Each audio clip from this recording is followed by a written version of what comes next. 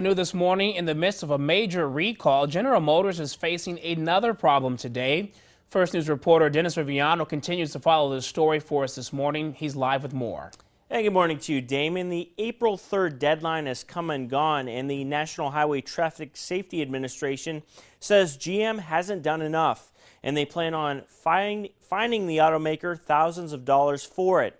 Now, GM received a letter from the NHTSA on Tuesday saying the company owes $28,000 in fines, plus an additional $7,000 per day.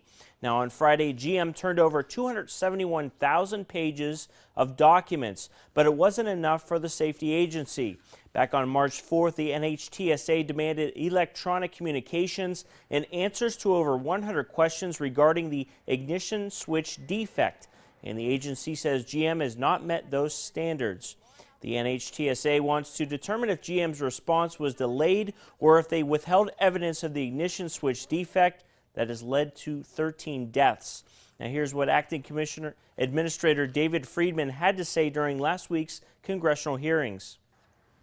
We are first focused on ensuring that General Motors identifies all vehicles with a defective ignition switch, fixes the vehicles quickly, and is doing all it can to inform consumers on how to keep themselves safe. Now, GM officials say they have fully cooperated and will keep providing responses as soon as they are available. CEO Mary Barra said last week that the automaker's actions are unacceptable and blamed a cost-conscious culture that exists at GM since the federal bailout in 2009. And the NHTSA chief counsel says that if GM does not fully comply, the agency could turn the case over to the Justice Department, which could mean more penalties.